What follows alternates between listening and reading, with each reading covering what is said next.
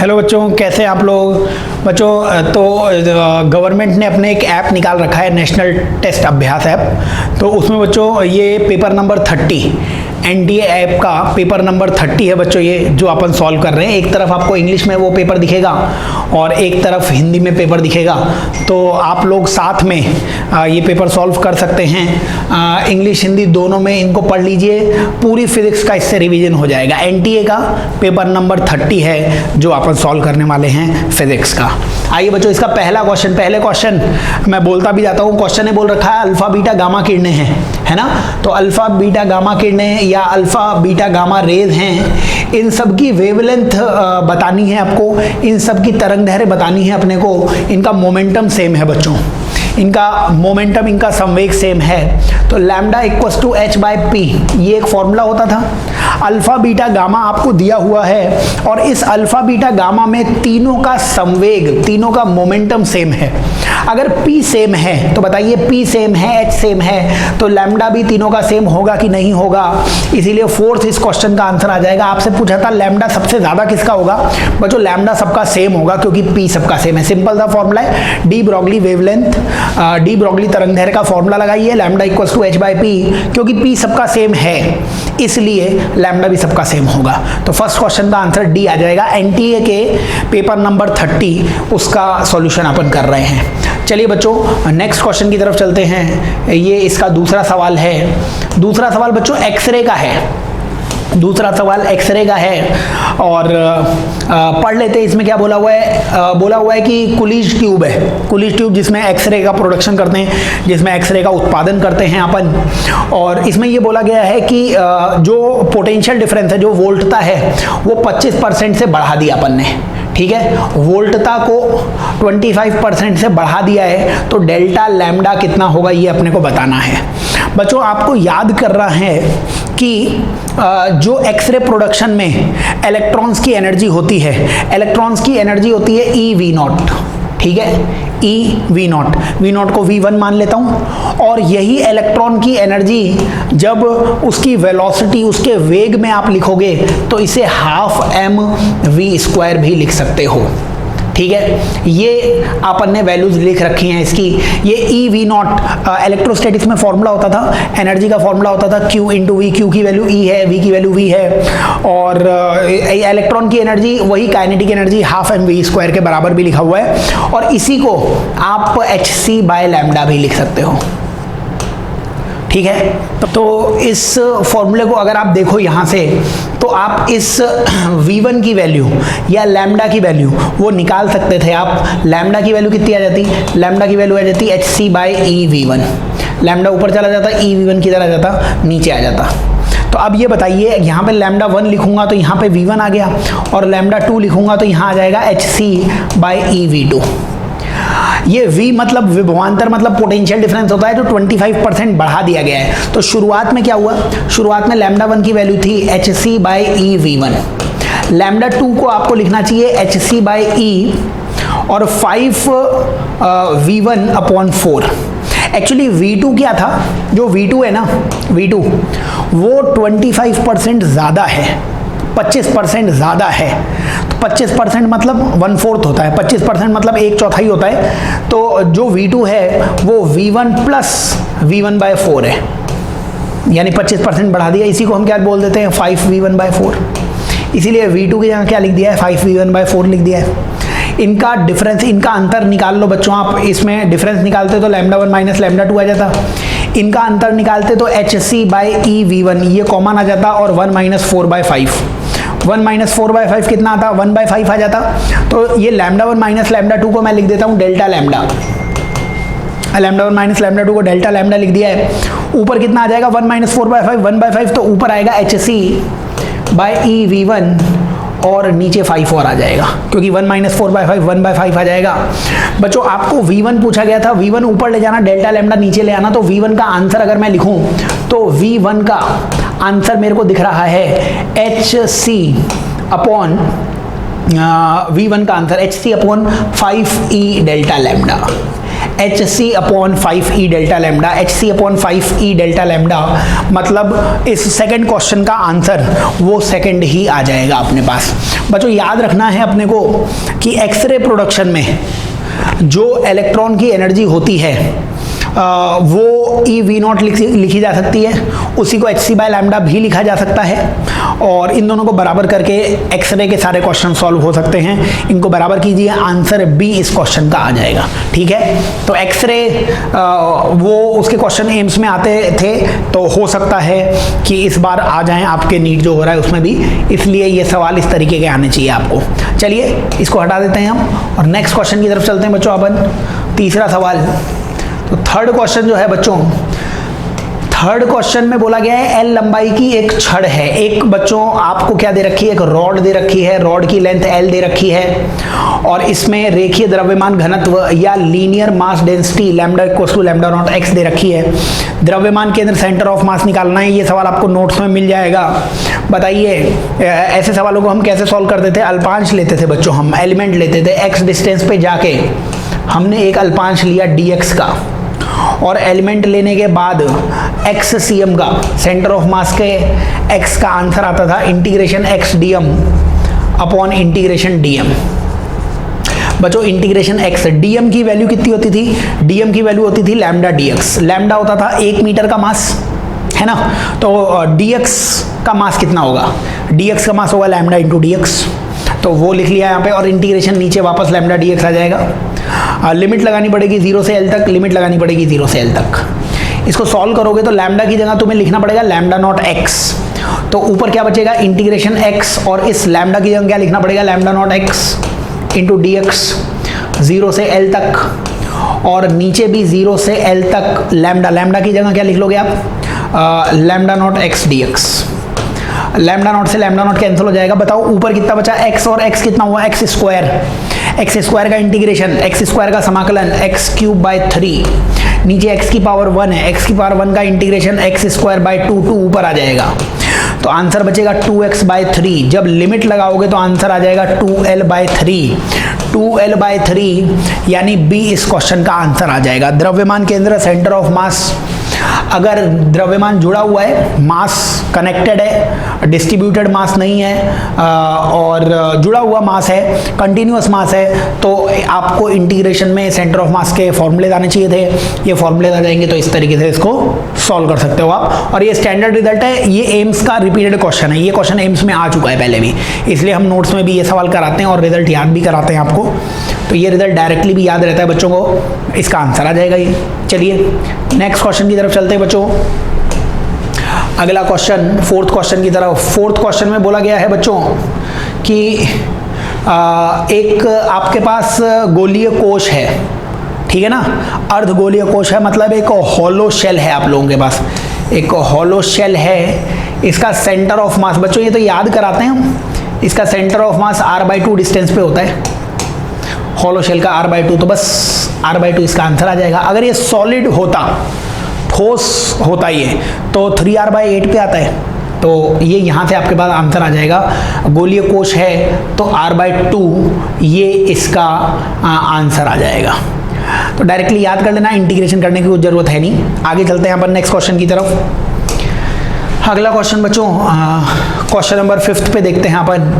Question number 5 में क्या बोला गया है? 1.5 मीटर की रस्सी है कोई, तो 1.5 मीटर की कोई रस्सी है जिस पे अपन ने कोई मास लगा दिया है, 0.3 किलोग्राम का मास द्रव्यमान है, और इसकी v दे रखी है, आपको v दे रखी है 6 मीटर पर सेकेंड। और बच्चों ये हॉरिजॉन्टल सर्कुलर मोशन कर रही है, क्षैतिज वृत्तीय गति कर रही है। तो अगर ये हॉरिजॉन्टल सर्कुलर मोशन कर रही है, इस तरीके से क्षैतिज वृत्तीय गति कर रही है, तो बच्चों आपको टेंशन फोर्स निकालनी है। सर्कुलर मोशन की एक ही इक्वेशन होती है, Fc = m/ac। Fc मतलब केंद्र की तरफ लगने वाला फोर्स, सेंटर की तरफ लगने वाला फोर्स बच्चों T है, तो Fc की जगह T आ गया, और mac की वैल्यू बच्चों v²/r होती है, सब आपको दिया हुआ है। m की वैल्यू आप देखेंगे तो 0.3 है, v² की वैल्यू मतलब 6 का स्क्वायर है, और r की वैल्यू देखेंगे तो 1.5 है। यहाँ से आंसर आ जाएगा। ये पॉइंट से पॉइंट हटा सकते थे आप, और 3 और 15 मतलब नीचे 5 आ जाता, ऊपर 36 और नीचे 5, ठीक है, ऊपर 6 का स्क्वायर 36 और 3 से 15 को काटोगे तो 5 आ जाएगा, तो ये आंसर 7.2 न्यूटन आ जाएगा। 7.2 न्यूटन मतलब सी इस क्वेश्चन का आंसर आ जाएगा। तो क्वेश्चंस देख लीजिए, सॉल्व कर लीजिए, बहुत आसानी से चीज़ें सॉल्व की जा सकती हैं। फॉर्मूलेस पता होंगे तो नीट के सारे क्वेश्चंस हो जाएंगे। आइए नेक्स्ट अगले क्वेश्चन की तरफ चलते हैं अपन। नेक्स्ट बच्चों 6th क्वेश्चन देखते हैं अपन। 6th question again theoretical question है बच्चों।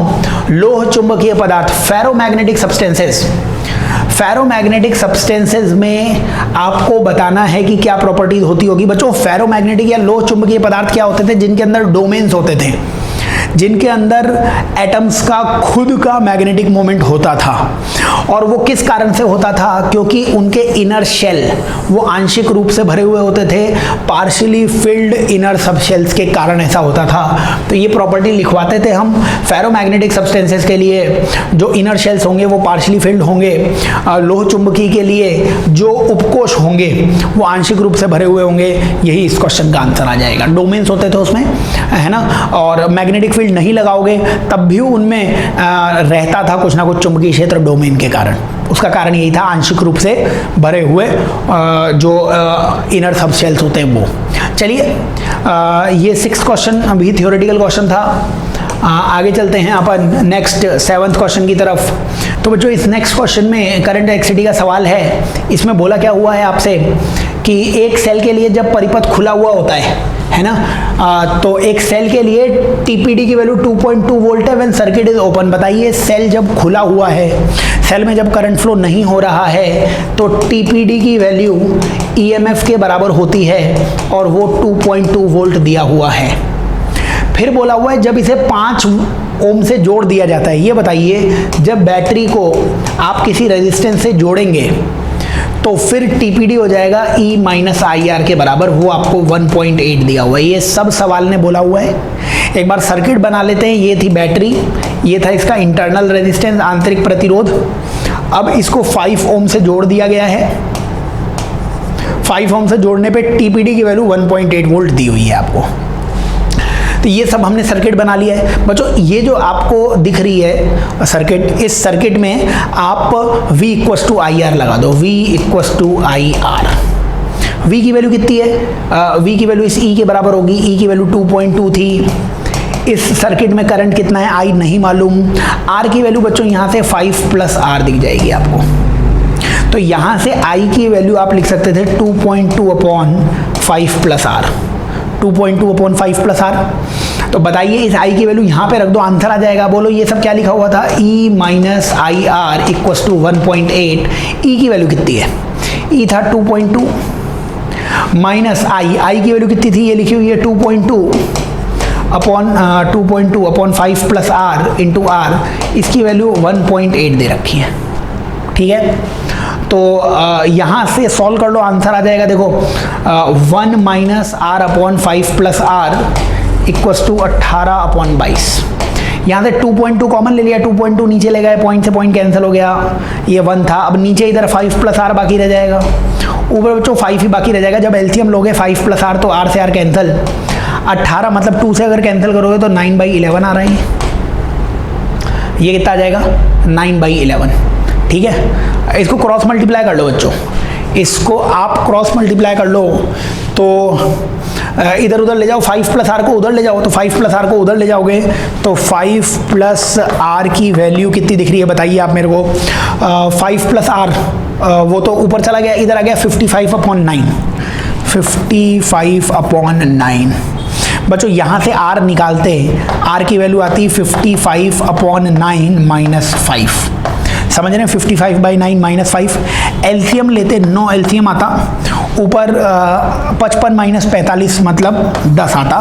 10/9 मतलब फर्स्ट इस क्वेश्चन का आंसर आता। बच्चों कोई भी क्वेश्चन अपन सॉल्व करें, करंट इलेक्ट्रिसिटी के क्वेश्चन में V equals to I R लगाओ, बाकी सारी चीज़ें आपको दी हुई थी, सॉल्व करोगे आंसर आ जाएगा। बढ़िया सवाल है, स्टैंडर्ड क्वेश्चन है, आते रहते हैं ये सब सवाल। चलिए नेक्स्ट क्वेश्चन की तरफ चलते हैं बच्चों अपन, अगले सवाल की तरफ।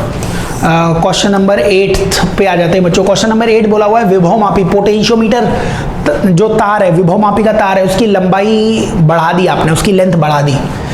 तो नल पॉइंट का जो डिटर्मिनेशन है ना वो कैसा हो जाएगा, है ना। तो आप ये बताओ मेरे को कि आपने जब लेंथ बढ़ा दी, पोटेंशियोमीटर वायर की लेंथ बढ़ा दी आपने, तो लेंथ बढ़ाने से होगा क्या कि x की वैल्यू ना कम हो जाएगी। x की वैल्यू होती थी V/L, x की वैल्यू विभव प्रवणता पोटेंशियल ग्रेडियंट का फॉर्मूला होता था V/L, आपने L बढ़ा दिया तो x की वैल्यू कम हो जाएगी। x की वैल्यू कम हो गई ना, तो मेरे को फॉर्मूला बताओ कि पोटेंशियोमीटर का फॉर्मूला होता था ES = XL, फॉर्मूला होता था सेकेंडरी का पोटेंशियल डिफरेंस = X × L। अब सेकेंडरी में वही सब लगाया होगा आपने, x को कम कर दिया है तो L की वैल्यू बढ़ जाएगी कि नहीं बढ़ जाएगी। तो यही पूछा हुआ था कि ये जो नल पॉइंट की लेंथ होगी, इस लेंथ को क्या करना पड़ेगा, इंक्रीज करना पड़ेगा। बिल्कुल सिंपल सा सवाल है। क्वेश्चन ने बोला है कि लेंथ बढ़ा दो, लेंथ बढ़ाओगे तो x घट जाएगा, विभव प्रवणता या पोटेंशियल ग्रेडियंट डिक्रीज हो जाएगा, और अपने पास पोटेंशियोमीटर का फॉर्मूला होता है ES = X × L। सेकेंडरी का पोटेंशियल डिफरेंस वही था, उसी बैटरी को वापस से मेजर कर रहे थे। मान लीजिए x कम कर दोगे तो L बढ़ जाएगा, संतुलित लंबाई या अविक्षेपण का बिंदु उसकी लंबाई बढ़ जाएगी, सेकेंड इस क्वेश्चन का आंसर आ जाएगा। चलिए आगे चलते हैं हम नेक्स्ट क्वेश्चन की तरफ। अगला जो है सवाल 9th क्वेश्चन, उस पर आ जाते हैं बच्चों अपन। बताइए 9th क्वेश्चन में क्या बोला हुआ है आपसे कि एक प्रत्यावर्ती धारा में धारतीय प्रतिघात। बच्चों AC सर्किट में जो कैपेसिटिव रिएक्टेंस होता है वो क्या होता है, मतलब XC क्या होता है ये पूछा हुआ है। XC क्या होता है बच्चों, ये संधारित्र का प्रतिरोध होता है, रेजिस्टेंस ड्यू टू कैपेसिटर होता है। तो रेजिस्टेंस ड्यू टू कैपेसिटर या संधारित्र के कारण प्रतिरोध, यानी A इस क्वेश्चन का आंसर आ जाएगा। XC XL क्या होता है पूछा नहीं हुआ है, प्रेरकत्व या इंडक्टर के कारण प्रतिरोध होता है, तो वही सब आंसर आ जाएगा। XC पूछा था, फर्स्ट इस क्वेश्चन का आंसर आ जाएगा। चलिए आगे चलते हैं अपन नेक्स्ट क्वेश्चन की तरफ। अगला क्वेश्चन बच्चों आपको दिया हुआ है, नेक्स्ट क्वेश्चन में बोला हुआ है 2 सेंटीमीटर भुजा की लंबाई का एक ठोस धातु का घन बनाया गया है, y दिशा में नियत चाल से चल रहा है, x दिशा में चुंबकीय क्षेत्र है, घन की 2 विभवांतर। अपने को पोटेंशियल डिफरेंस बताना है बच्चों। क्वेश्चन बोल रखा है एक मेटल क्यूब बनाया जाता है, एक क्यूब बनाया गया है, एक घन बनाया गया है, तो एक घन या एक क्यूब ये बना दिया गया है, और इसकी हर एक भुजा, इसकी हर एक जो लेंथ है, एज है, वो 2 सेंटीमीटर का है, और ये y डायरेक्शन में बच्चों मूव कर रहा है, ये ऊपर की तरफ 6 सेंटीमीटर पर सेकेंड से मूव कर रहा है, ठीक है। और इसमें एक मैग्नेटिक फील्ड लगाया गया है z डायरेक्शन में, z डायरेक्शन मतलब बाहर की तरफ, तो डॉट में एक मैग्नेटिक फील्ड है, और वो मैग्नेटिक फील्ड है 0.1 टेस्ला का, ठीक है। x अक्ष के लंबवत, तो फिर the potential difference between the 2 faces perpendicular to the x direction.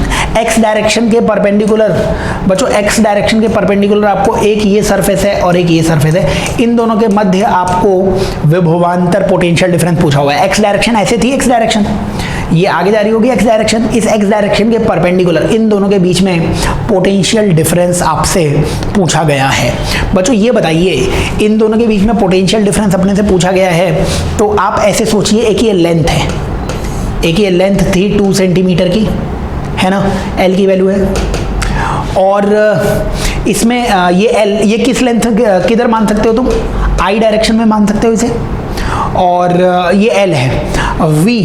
V आपको दिया है 6 सेंटीमीटर पर सेकेंड, और y डायरेक्शन मतलब J में मान सकते हो, और बच्चों B को आप किधर मान सकते हो, 0.1 K में। बच्चों जो प्रेरित विद्युत वाहक बल इंड्यूस्ड EMF होता था उसका आंसर होता था BLV, लेकिन याद रहे BLV तीनों परपेंडिकुलर होने चाहिए थे, तीनों लंबवत होने चाहिए थे, हैं तीनों परपेंडिकुलर, IJK दिख रहा है यहाँ पे, तो मल्टीप्लाई कर दो तीनों को। B की वैल्यू कितनी है 0.1, L की वैल्यू कितनी है 2 × 10⁻² क्योंकि सेंटीमीटर है, और V की वैल्यू कितनी है 6 × 10⁻²। तो यहाँ से आपके पास BLV आंसर आ जाएगा। देखिए B की वैल्यू B है ही, L और V आ जाएगा, 2 × 6 कितना आ जाएगा 12 आ जाएगा बच्चों, 12, और अच्छा यहाँ पे ये 6 जो है ना, ये 6 मीटर पर सेकेंड ही है, तो 6 के साथ 10 की पावर -2 जोड़ने की ज़रूरत नहीं है, केवल ये 2 ही सेंटीमीटर में था, तो 6 × 2 कितना हो गया, 12 हो गया। और ये 0.1 और 10 की पावर -3, 10 की पावर -3 हो गया, ये 0.1 और 10 की पावर -2 यानी 12 मिली वोल्ट। ये इस क्वेश्चन का आंसर आ जाएगा, ए इस क्वेश्चन का आंसर आ जाएगा। याद करना पड़ेगा, इंड्यूस्ड ईएमएफ प्रेरित विद्युत वाहक बल BLV के बराबर आएगा। अब BLV से सॉल्व कीजिए तो ए इस क्वेश्चन का आंसर आ जाएगा।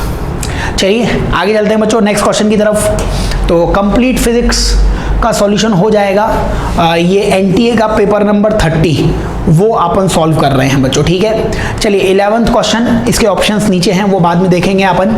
तो बच्चों ये जो नेक्स्ट क्वेश्चन है इलेक्ट्रोस्टैटिक्स का क्वेश्चन है, इसमें आपसे क्या बोला गया है, एक स्क्वायर है, एक वर्ग है, जिसकी साइड्स जो हैं, जिसकी भुजा जो है उसकी लंबाई a दे रखी है आपको, और चार्जेस रखे हुए हैं, इधर -Q2, इधर -Q2, इधर Q1 और इधर Q1, ये आपको चार्जेस दे रखे हैं। और आपसे पूछा हुआ है अगर ये A वाले चार्ज पे फोर्स 0 है, इक्विलिब्रियम में, साम्य अवस्था में, तो Q1 Q2 का रेशियो पूछा हुआ है।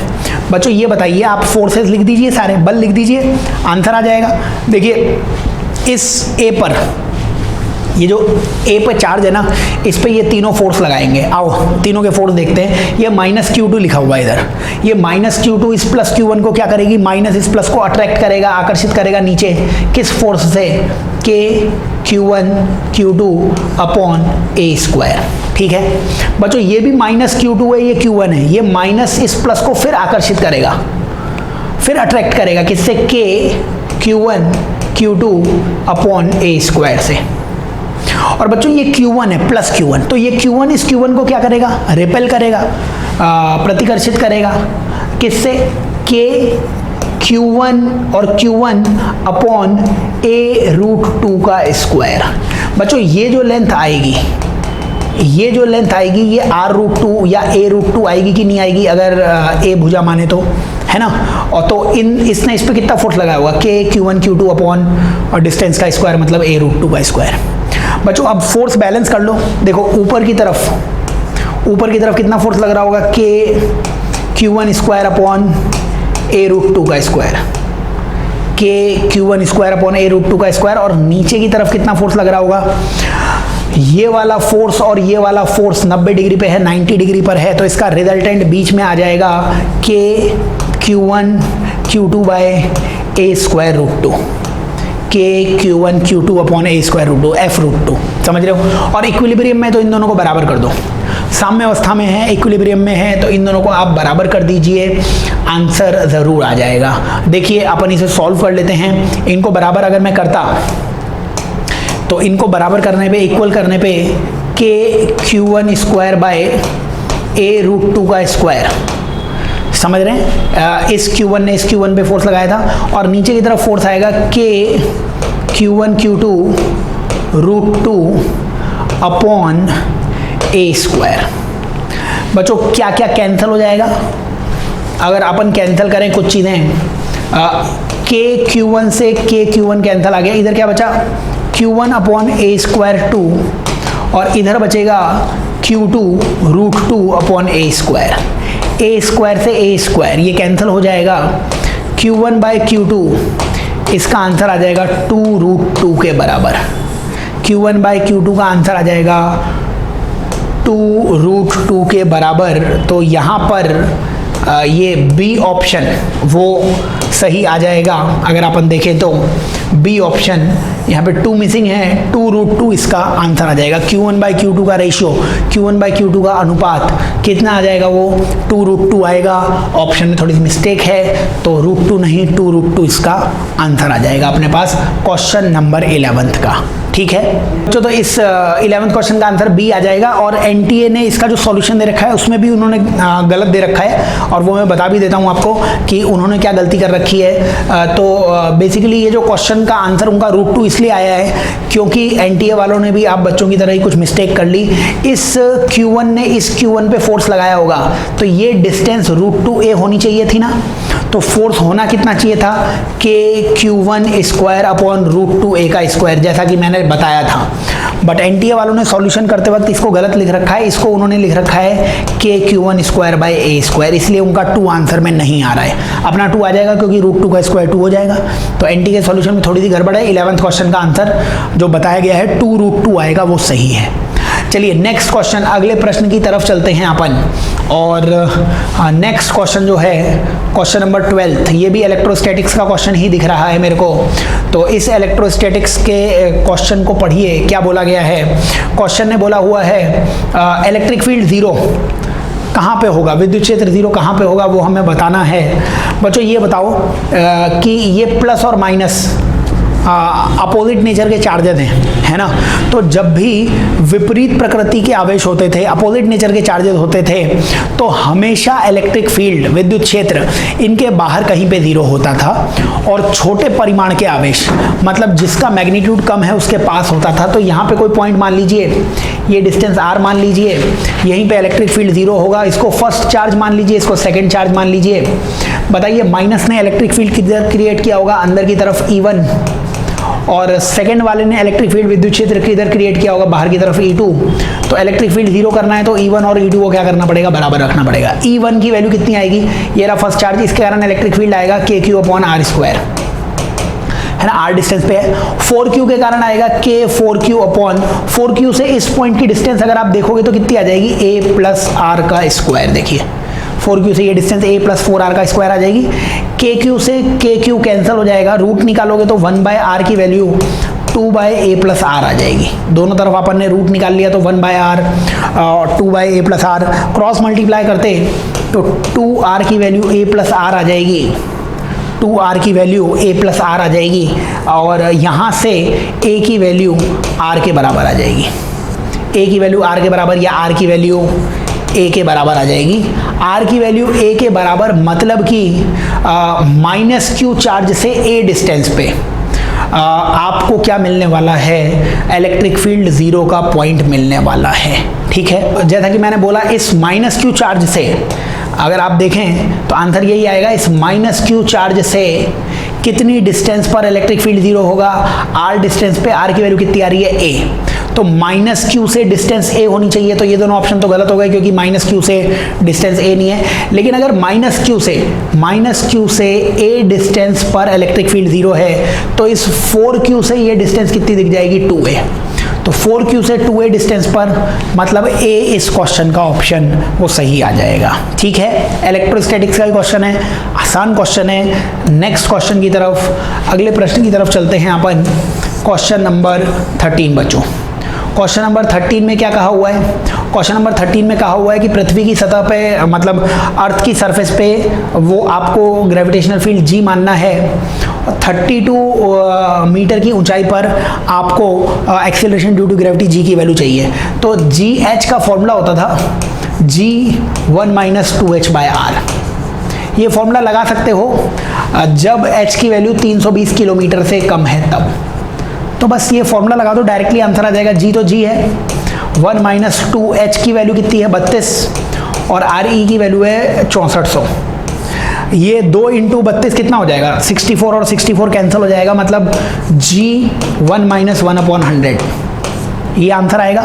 यानी G1 - 0.01, 1/100 मतलब 0.01 मतलब 0.99 G फर्स्ट इस क्वेश्चन का आंसर आ जाएगा। डायरेक्टली फॉर्मूला बेस्ड क्वेश्चन है, ग्रेविटेशन का फॉर्मूला लगाओगे तो यही आंसर आ जाएगा। चलिए नेक्स्ट क्वेश्चन की तरफ चलते हैं अपन। अगला क्वेश्चन नंबर 14 की तरफ। बच्चों क्वेश्चन नंबर 14 15 नंबर के सवाल में, मतलब 14 नंबर के सवाल में क्या बोला हुआ है, ratio of radius of planet or P1 and P2।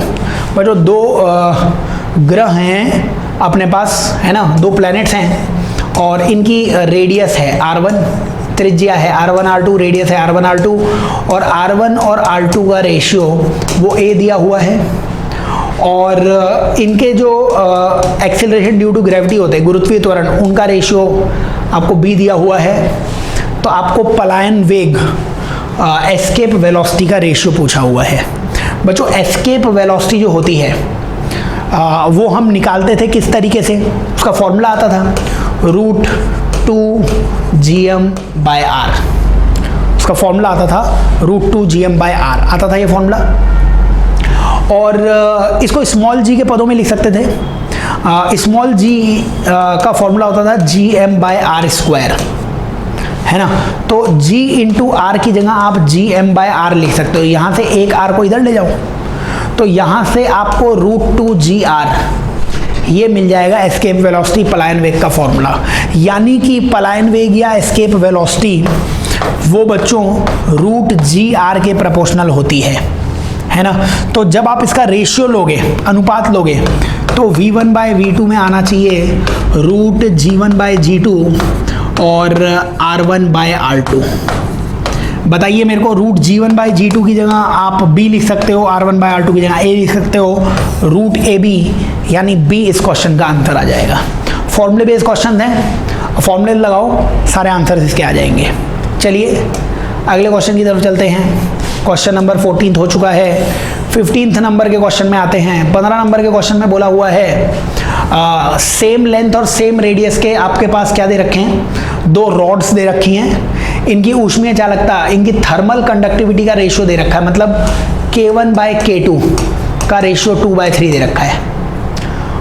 और P के एक सिरे का ताप 100 है, Q के एक सिरे का ताप 0 है, तो then the temperature at the junction. तो यहाँ पे क्या है बच्चों, दो रॉड्स हैं ऐसी, एक रॉड P है, एक रॉड Q है। और P का यहाँ पे टेम्परेचर 100 दे रखा है, यहाँ पे टेम्परेचर 0 दे रखा है, यहाँ का टेम्परेचर थीटा वो तुम्हें निकालना है। ठीक है बच्चों, ये बताओ इसमें करंट ना सेम फ्लो होगा। इसको आप करंट इलेक्ट्रिसिटी के आधार पे करना कि हाई से लो करंट ऐसे जाएगा, हीट करंट या आवेश का करंट कुछ भी मान लो, आई सेम है इसका क्योंकि ये सीरीज में है। आई सेम है तो दोनों का v/r सेम कर दो, v/r वो दोनों का सेम होगा, समझ रहे हो। या फिर आप ऐसे बोल सकते हो कि आई सेम है तो ओम्स लॉ v = IR होता है। I सेम है तो v और r समानुपाती होंगे कि नहीं होंगे। v का काम इस चैप्टर में करेगा डेल्टा थीटा, वो r के प्रोपोर्शनल आ जाएगा। तो इसको अगर मैं लिखूं डेल्टा थीटा p का और डेल्टा थीटा लिख लेता हूं q की जगह, डेल्टा थीटा p का डेल्टा थीटा q का वो rp/rq के बराबर होगा।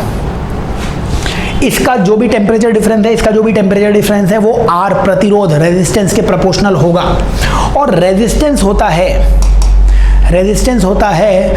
L/Ka। अब L लंबाई सेम है और एरिया भी सेम है, तो L/Ka यानी रेजिस्टेंस प्रतिरोध वो K के इनवर्स रेशियो में है। तो Rp/Rq उसका रेशियो 2/3 था, इसका उल्टा कर देना तो ये 3/2 आ जाएगा। मतलब इस रॉड का पोटेंशियल डिफरेंस उसका अनुपात, उसका रेशियो दे रखा है 3/2, तो 3 वाले को कितना मिलेगा, 3/5 मिलेगा। ये 3 और 2 का एडिशन कितना होता है, 3 और 2 का योगफल 5 होता है, तो 3/5 इसको मिलेगा। 100 और 0 का अंतर मतलब 100। बताइए 3/5 100 का, तो ये आता कितना, ये 20 आता। 60 डिग्री सेल्सियस का तापांतर होता इस रॉड में, 60 डिग्री सेल्सियस का डिफरेंस है, डेल्टा थीटा है, तो बच्चों इसको 40 डिग्री सेल्सियस होना पड़ेगा, तभी ये 40 होगा, तभी 100 - 40 कितना हो जाएगा, 60 हो जाएगा। तो मैंने ये रेशियो से किया है सवाल, तुम इक्वेशन बना के भी कर सकते थे। 40 डिग्री सेल्सियस वो इस क्वेश्चन का क्या आ जाएगा, आंसर आ जाएगा। तो बच्चों आइए आगे बढ़ते हैं नेक्स्ट क्वेश्चन की तरफ। और अगला प्रश्न जो है क्वेश्चन नंबर 16 पे आ जाते हैं अपन। क्वेश्चन नंबर 16 ये बच्चों थर्मोडायनेमिक्स का क्वेश्चन है और क्वेश्चन ने बोल रखा है 27 डिग्री सेल्सियस, 27 डिग्री सेल्सियस पर एक परमाणुवीय गैस, मोनोएटॉमिक गैस है, 27 डिग्री सेल्सियस पे फाइनल टेम्परेचर 327 डिग्री सेल्सियस है। एडियाबैटिक रुद्रोष्म संपीड़न, एडियाबैटिक कंप्रेशन या रुद्रोष्म संपीड़न हो रहा है और आपको क्या चाहिए, फाइनल प्रेशर चाहिए। बच्चों टेम्परेचर हमें दिया हुआ है और प्रेशर हमसे पूछा हुआ है। एडियाबैटिक की इक्वेशन क्या होती है, एडियाबैटिक की इक्वेशन होती थी PV की power gamma equals to constant, लेकिन हमें V नहीं चाहिए, हमें अब P और T में रिलेशन चाहिए। डायरेक्टली याद हो तो बहुत अच्छी बात है, नहीं याद हो तो मैं डेरिवेशन फटाफट कर देता हूँ। देखिए P into V proportional to T होता है, आदर्श गैस का समीकरण होता है PV equals to nRT ideal gas equation से। तो यहाँ से V की जगह आप T बाई P लिख सकते हो। तो P आ गया, V की जगह आप क्या कर सकते थे, T बाई P की पावर गामा। यहाँ से आपको क्या मिल जाएगा बच्चों, P की पावर 1 माइनस गामा T की power gamma equals to constant. मिलेगा कि नहीं मिलेगा, ये P की पावर 1 था और ये गामा था, तो P की पावर 1 माइनस गामा T की power gamma equals to constant. Directly याद हो तो बहुत अच्छी बात है, वरना ये डेरिवेशन बता दिया है। अगर ये रिलेशन याद है तो आगे सॉल्व कैसे करेंगे वो बताता हूँ मैं आपको। देखो, तो हमने रिलेशन क्या निकाला, हमने समीकरण क्या निकाला था, या हमें याद क्या होना चाहिए था, P की power 1 minus gamma into T की power gamma equals to constant. ये एडियाबैटिक या रुद्रोष्म का अपने पास इक्वेशन है, समीकरण है। इसको आप लिख सकते थे P की पावर 1 माइनस गामा और 1 अपॉन T की पावर गामा। T को इधर ले गए, फिर 1 2 खेलो बच्चों, P1 P2 इसकी power 1 minus gamma equals to T2 by T1 इसकी पावर गामा। P1 पहला प्रेशर कितना दे रखा है, वो 1 atm दे रखा है, तो P1 की जगह 1 लिख देना। बाद में प्रेशर P2 तुम्हें निकालना है 1 माइनस गामा। बच्चों मोनो एटॉमिक का गामा कितना होता है, गामा होता है Cp बाई Cv, और मोनो एटॉमिक का गामा होता है 5/3, क्योंकि Cv की वैल्यू होती है Fr/2। F में 3 आता है, नीचे 3 आएगा, उसमें 2 जोड़ोगे ऊपर 5 आ जाएगा, तो 1 माइनस 5/3 और T2 बाई T1। अब ये बाद में टेम्परेचर 327 है, 327 में 273 जोड़ देना तो ये 10 आएगा, ये भी 10 आएगा, 600। तो शुरुआत मतलब लास्ट में टेम्परेचर कितना हो जाएगा, T2 मतलब अंतिम टेम्परेचर 600। शुरुआत में 27 था, 27 में आप 273 जोड़ोगे तो 300, इसकी पावर गामा मतलब 5/3। बताइए बच्चों यहाँ पे कितना आ जाएगा, 1 बाई P2 की पावर -2/3। देखिए 1 माइनस 5/3 मतलब -2/3, और ये 2 की पावर 5/3, 2 की पावर 5/3। बच्चों पावर में नीचे 3 से 3 कैंसिल हो गया, और यहाँ पे 1 बाई P2 की पावर -2 थी, तो जब P2 ऊपर आएगा तो P2 का स्क्वायर, इसकी वैल्यू 2 की पावर 5 आ गई, और यहाँ से P2 की वैल्यू कितनी आ जाएगी, P2 की वैल्यू आ जाएगी 2 की पावर 5/2, 2 की पावर 5/2। ये इस क्वेश्चन का आंसर आ जाएगा अपने पास। और यहाँ पे आप लॉग एंटी लॉग लेके आंसर आसानी से निकाल सकते हो। लॉग ले लेना, ln2 की वैल्यू 0.7 दे रखी है, तो यहाँ पे आप log P2 की वैल्यू आ जाती 5/2 log 2, 5/2 log 2, यानी कि 2.5 और 0.7, 2.5 और log 2 की वैल्यू 0.7 आ जाएगी। यहाँ से P2 की वैल्यू 1.7 से 1.8 के बीच में, मतलब 1.75 इसका आंसर आ जाएगा एंटी लॉग लेने के बाद। ठीक है, तो ध्यान से सॉल्व कर लेना। एडियाबैटिक रुद्रोष्म का क्वेश्चन है, थोड़ी मैथ्स लगेगी, लॉग एंटी लॉग लगेगा, आंसर निकाल सकते हो आप इसका। चलिए अगले क्वेश्चन की तरफ चलते हैं, नेक्स्ट क्वेश्चन की तरफ। अगला सवाल क्वेश्चन नंबर 17। क्वेश्चन नंबर 17 में बोला है कार्नो इंजन की दक्षता 100 केल्विन और 500 केल्विन T और 900 के बीच समान है। अच्छा, तो आप ये बताओ मेरे को, आपको एक कार्नो इंजन दे रखी है, कार्नो इंजन की दक्षता, कार्नो इंजन की एफिशिएंसी होती कितनी थी, 1 माइनस सिंक बाय सोर्स। 100 और 500 के लिए दक्षता कितनी हो जाएगी, 1 माइनस 100/500, और T और 900 की कितनी हो जाएगी, 1 माइनस T बाई 900। दोनों की दक्षता, दोनों की एफिशिएंसी सेम कर दो, तो ये 1 से 1 कैंसिल, माइनस से माइनस कैंसिल, 1/5 की वैल्यू T बाई 900 आ जाएगी। 5 को किससे कैंसिल करोगे, ये 180 आ जाएगा, T की वैल्यू 180 केल्विन। ये इस क्वेश्चन का आंसर आ जाएगा 17 का फर्स्ट। ठीक है, दक्षता या एफिशिएंसी सेम करनी थी बस। चलो नेक्स्ट क्वेश्चन की तरफ चलते हैं अपन। Question number 18। बताइए क्वेश्चन नंबर 18 में बोला हुआ है नियत आयतन बच्चों कांस्टेंट वॉल्यूम है, और मोल गैस के 5 दे रखे हैं, टेम्परेचर 100 से 120 किया हुआ है, तो डेल्टा T की वैल्यू 20 है ना, डेल्टा T मतलब टेम्परेचर में चेंज 20 किया हुआ है, और आंतरिक ऊर्जा 80 जूल से वो क्या कर रही है, चेंज कर रही है। तो मतलब डेल्टा यू की वैल्यू 80 जूल आपको दे रखी है।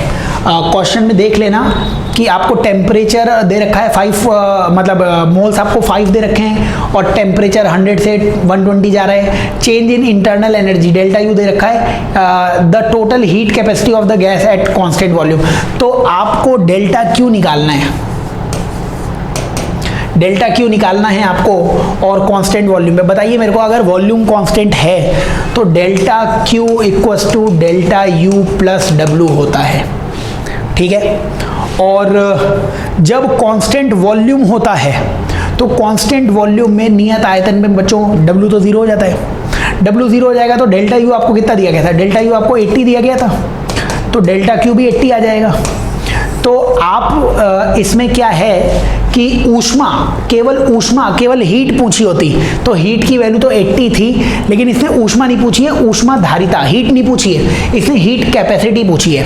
हीट कैपेसिटी की वैल्यू होती है N इंटू सी। तो डेल्टा क्यू का फॉर्मूला कितना होगा, N सी डेल्टा थीटा, इसकी वैल्यू 80 है, N इंटू सी इसको हीट कैपेसिटी कहते हैं। डेल्टा थीटा की वैल्यू 20 थी, ये 80 आ रहा है, N इंटू सी की वैल्यू 4 आ जाएगी, इसकी हीट कैपेसिटी, इसकी ऊष्मा धारिता 4 आ जाएगी। बच्चों पढ़ लेना क्वेश्चन, आराम से पढ़ो, ध्यान से पढ़ो, आंसर सारे आ जाएंगे। थर्मोडायनेमिक्स स्कोरिंग टॉपिक है, सॉल्व करने पे यही आंसर आ जाएगा। आओ इसको हटाते हैं, नेक्स्ट क्वेश्चन की तरफ चलते हैं, क्वेश्चन नंबर 19 की तरफ चलते हैं। क्वेश्चन नंबर 19 में क्या बोला हुआ है कि आर रेडियस की कोई प्लास्टिक की एक वलय है ना, आर रेडियस, आर त्रिज्या की आपके पास वलय है, रिंग है जिसका चार्ज क्यू है और ये घूम रही है ओमेगा से। तो अपने को चुंबकीय प्रेरण निकालना है, मतलब magnetic induction at the centre of the ring. तो आपको मैग्नेटिक फील्ड सेंटर पे मैग्नेटिक फील्ड वो निकालना है।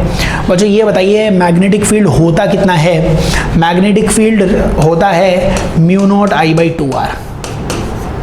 रिंग के सेंटर में मैग्नेटिक फील्ड μ0I/2r ही होता है। आई की वैल्यू निकालनी पड़ेगी, आई की वैल्यू बच्चों Q/T होती है, T टाइम पीरियड होता है। टाइम पीरियड का और कोई फॉर्मूला होता है, बिल्कुल होता है। टाइम पीरियड को आप 2 पाई और ओमेगा ऊपर आ जाएगा, तो आई की जगह Q ω/2 पाई भी लिख सकते हो, तो लिख दो, यही आंसर हो जाएगा μ0/2r। और आई की जगह क्या लिखोगे, Q ω/2 पाई। तो ये कितना आ जाएगा, ऊपर आ जाएगा μ0 Q ओमेगा और नीचे आ जाएगा 4r पाई या 4 पाई आर, कुछ भी बोल दो। μ0 Q omega upon 4 pi R, C option दिख रहा है, μ0 Q omega by 4 pi R. ठीक है, चलिए नेक्स्ट क्वेश्चन की तरफ चलते हैं। स्टैंडर्ड क्वेश्चन है, फॉर्मूले बेस्ड क्वेश्चन हैं, इनको देखते रहिए और सॉल्व करते रहिए। Question number 20 standard question again. Question ने बोल रखा है PQRS को हमने रख रखा है, एक PQRS लूप है जिसमें करंट है, इसमें कहीं करंट मानना है आपको, इसे यूनिफॉर्म मैग्नेटिक फील्ड में रखा गया है। तो ये बताइए बच्चों, याद रखना क्लोज्ड लूप या कोई बंद पथ, अगर इसको यूनिफॉर्म मैग्नेटिक फील्ड, अगर इसको आप समरूप चुंबकीय क्षेत्र में रखते हो तो बच्चों उस पर टोटल फोर्स 0 होता है, उस पर कुल बल 0 होता है। तो कुल बल 0 नहीं कर सकते, बताओ ये F1 इधर है, F2 F3 इधर है, F1 F3 का डिफरेंस मान लो F1 माइनस F3, F1 और F3 का रिजल्टेंट इधर आता और नीचे F2 आता। बच्चों इनका परिणामी, इनका रिजल्टेंट बीच में आता, कितना आता वो रिजल्टेंट, F1 माइनस F2 का whole square, F1 minus F3 का होल स्क्वायर, ये क्या है F1 माइनस F3 का होल स्क्वायर और प्लस F2 का स्क्वायर, इनका परिणामी, इनका रिजल्टेंट यही तो आता। बच्चों इन तीनों का रिजल्टेंट इधर है, तो इस PQ पर भी इसके अपोजिट ही इतना ही फोर्स लग रहा होगा, तभी तो टोटल फोर्स 0 करना है हमें। तो आंसर आ जाएगा रूट के अंदर F1 माइनस F3 का होल स्क्वायर प्लस F2 का स्क्वायर। ये तो क्वेश्चन भी नहीं पढ़ा मैंने, क्योंकि प्रीवियस ईयर के नीट का क्वेश्चन है ये, है ना।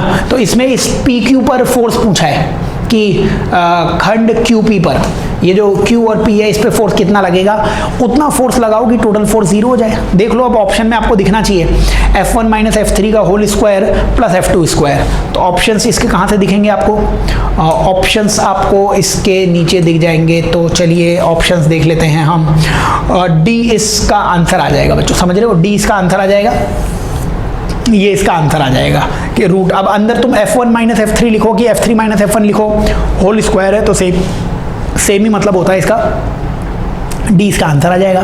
याद रखना यूनिफॉर्म मैग्नेटिक फील्ड समरूप चुंबकीय क्षेत्र में अगर आपने किसी करंट कैरिंग लूप को रखा है, किसी धारावाही बंद लूप को रखा है तो टोटल फोर्स 0 होता है। बस अगर ये याद है तो इस क्वेश्चन का आंसर आ जाएगा। चलिए बच्चों नेक्स्ट क्वेश्चन की तरफ चलते हैं अपन।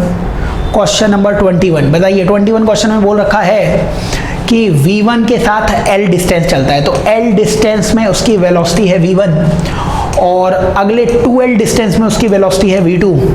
तो एवरेज स्पीड पूछी हुई है, औसत चाल पूछी हुई है बच्चों। एवरेज स्पीड या औसत चाल होती है total distance upon total time, ठीक है। यहाँ पे टाइम मैंने T1 मान लिया और इसका टाइम मैंने T2 मान लिया। कुल दूरी कितनी है 3L और कुल टाइम कितना है T1 प्लस T2।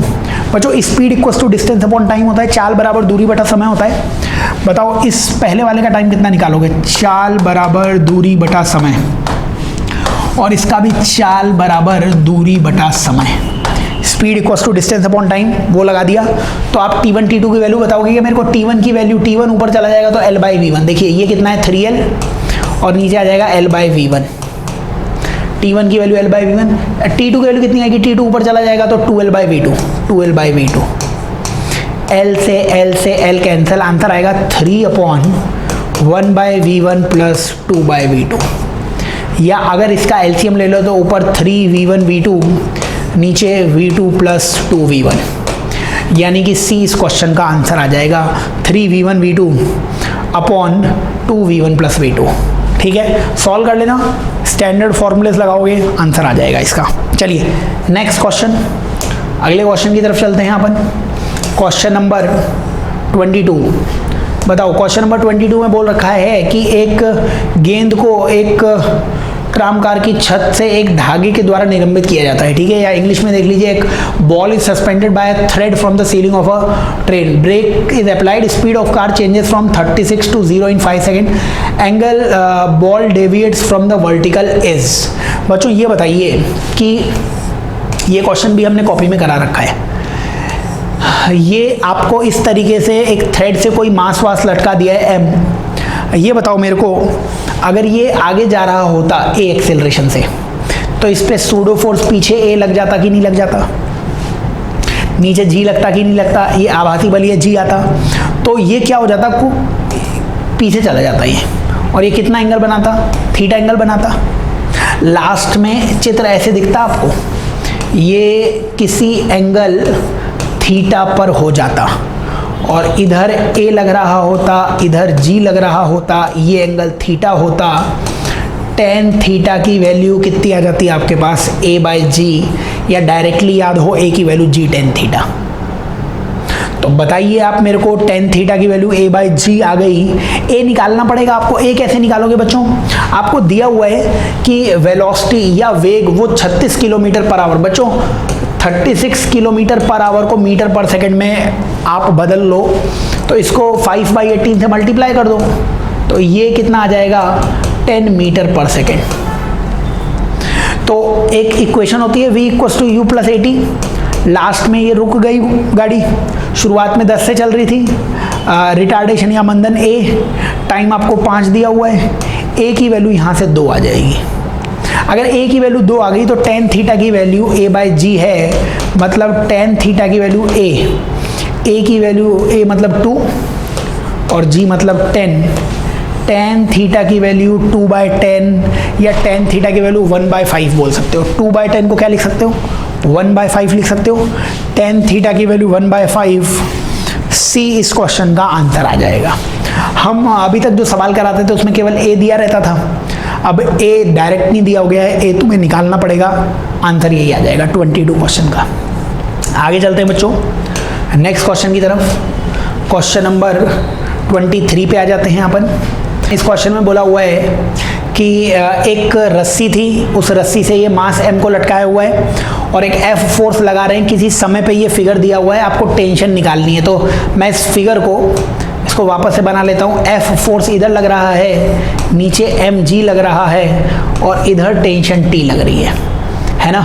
इस रस्सी में टेंशन T है, यही T की वैल्यू हमें बतानी है। ये एंगल 90 होगा, ये एंगल 90 होगा, है ना। और ये वाला एंगल कितना होगा अगर आप बताना चाहें तो? ये वाला एंगल मुझे दिख रहा है 90 प्लस थीटा। 90 प्लस थीटा कैसे होगा ये एंगल? क्योंकि बच्चों ये वाला एंगल भी थीटा हो जाएगा, क्योंकि ऐसे एक z दिख रहा है तो ये वर्टिकली अपोजिट एंगल होंगे। ये थीटा है तो ये भी थीटा है और ये 90 होगा। और 360 होने के लिए इसको भी कुछ होना पड़ेगा, ये भी एंगल आपको निकालना पड़ेगा। ये एंगल कितना हो जाएगा? 90 तो था ही, ये वाला एंगल कितना आ जाएगा?